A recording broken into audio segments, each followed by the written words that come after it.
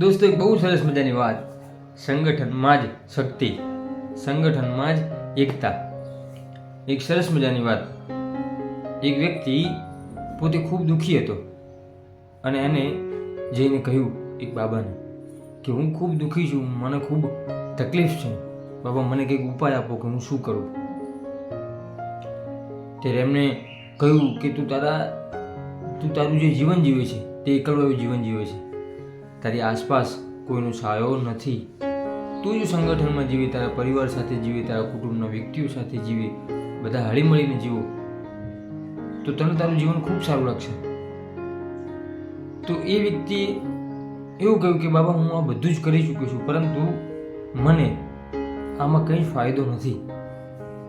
ત્યારે એ બાબા બાજુમાં જંગલ હતું, ત્યાં જંગલમાં જાય છે અને ત્યાંથી એક લાકડીનો ટુકડો લઈને આવે છે. એ લાકડીનો ટુકડો કહે છે, એ પેલા વ્યક્તિને આપે છે અને કહે છે આ તું તોડીને બતાવ. ત્યારે એ વ્યક્તિ એક જ વખતમાં એ તોડી નાખે છે લાકડી. પછી બાબા થોડી વાર પછી ફરીથી આવે છે અને ફરીથી ઘણી બધી લાકડીઓના કટકા લઈને આવે છે અને બધાને ભેગા કરે છે અને કહે છે કે હવે આને તું તોડ. ત્યારે બહુ જ પ્રયત્ન કરે છે પણ તૂટતા નથી. બાબા એને સમજાવે છે કે બસ આપણે જીવનનું પણ કંઈક આવું જ છે.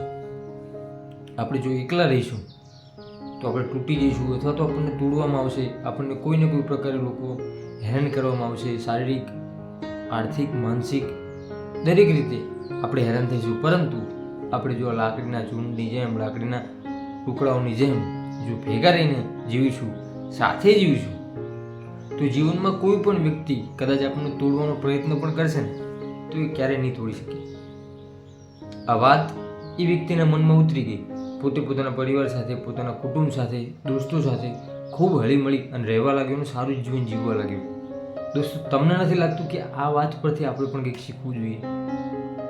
આપણે ઘણીવાર પોતે એકલવાયું જીવન જીવતા હોઈએ છીએ અને ખૂબ થાકી જઈએ છીએ, હારી જઈએ છીએ અને પછી આપણે ખૂબ દુઃખી થઈ જઈએ છીએ. એના કરતાં પહેલેથી જ એવું કેમ ના કરીએ કે સંગઠનમાં જીવીએ, મિત્રો સાથે, દોસ્તો સાથે, ભાઈબંધો સાથે, આપણા પરિવાર સાથે, બધા સાથે જીવન આપણે સારું જીવીએ, હળીમળીને જીવીએ. તો કોઈની કોઈ જ ઓકાત નથી કે આપણા જીવનમાં આવીને ખલેલ પહોંચાડે અથવા તો આપણને હાનિ પહોંચાડે, આપણને નુકસાન પહોંચાડે.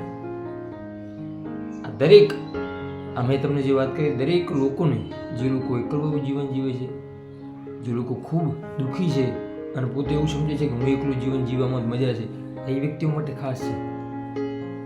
પોતાના પરિવાર સાથે જીવો, મિત્ર સાથે જીવો, દોસ્તો સાથે, કુટુંબ સાથે હળીમળી અને જીવો, તો જીવન જીવવાની મજા કંઈક જુદી છે.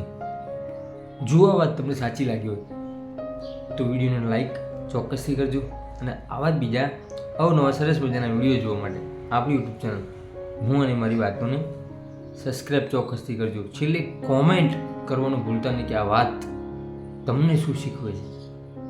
ફરીથી મળીશું. જય માતાજી.